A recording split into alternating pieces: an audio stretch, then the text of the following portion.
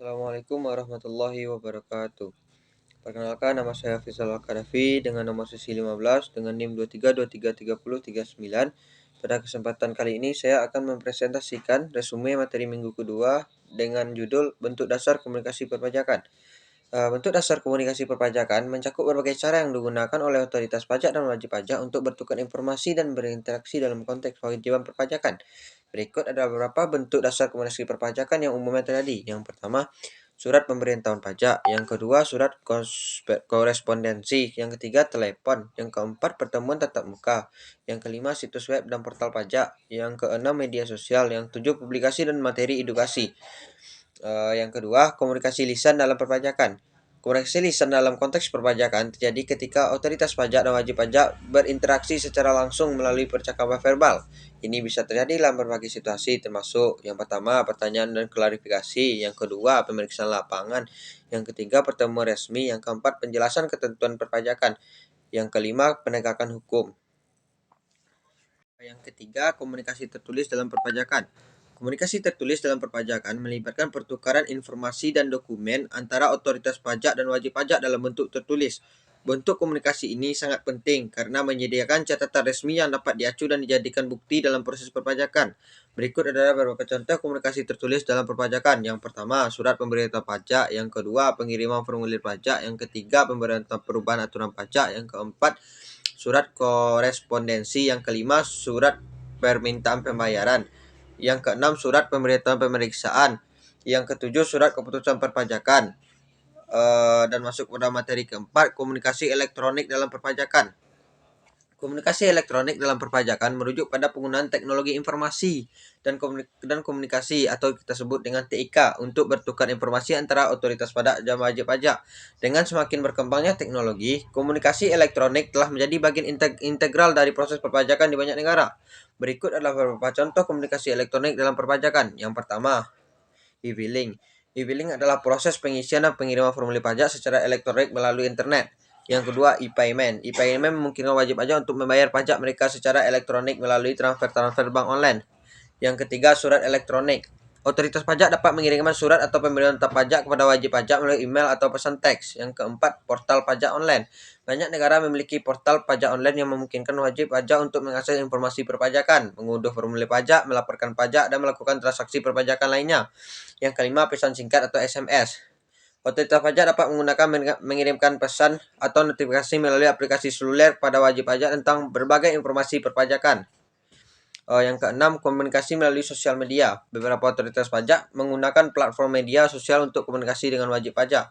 Yang ketujuh, video konferensi. Otoritas pajak dan wajib pajak dapat menggunakan video konferensi untuk mengadakan pertemuan atau konsultasi perpajakan jarak jauh.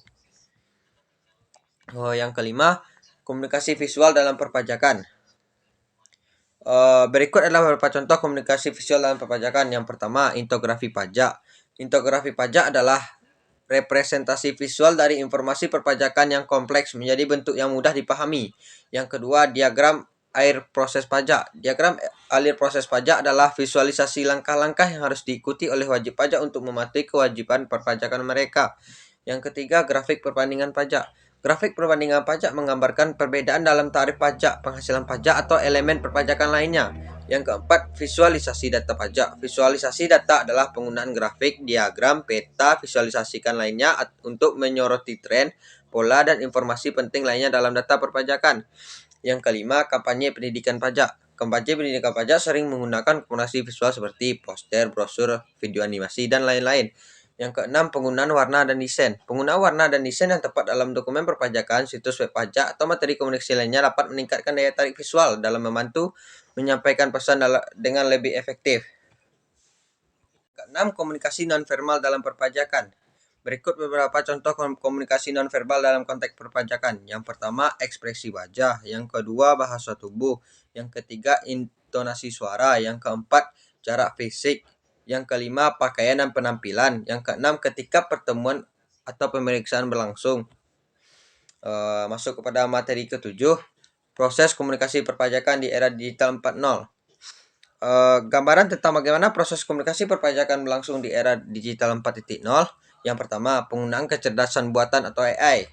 Yang kedua, analitika data lanjutan. Yang ketiga, Internet of Things atau LOT. LOT digunakan dalam pengumpulan data perpajakan dari berbagai sumber seperti sensor yang terpasang di perusahaan untuk memantau produksi atau transaksi keuangan. Dan LOT ini, data yang ini digunakan untuk menghitung pajak secara lebih akurat dan otomatis. Yang keempat ada Black Hand atau pelaporan dan transparansi. Yang kelima ada pendekatan layanan digital yang terpersonalisasi. Yang keenam, kolaborasi antar instansi dan antar negara yang lebih efektif. Yang ketujuh, pelatihan dan pendidikan digital. Dengan demikian, di era digital 4.0, proses komunikasi perpajakan tidak hanya menjadi lebih efisien dan terkontaminasi, tetapi juga lebih cerdas dan mendalam, memanfaatkan teknologi canggih untuk meningkatkan kepatuhan perpajakan dan memberikan layanan yang lebih baik kepada masyarakat. Sekian presentasi resume materi minggu kedua dengan judul bentuk dasar komunikasi perpajakan saya. Saya Faizal Al-Kadafi dengan NIM 23233039 dengan nomor sesi 15. Sekian, terima kasih. Kalau ada kata-kata yang salah mohon dimaafkan. Assalamualaikum warahmatullahi wabarakatuh.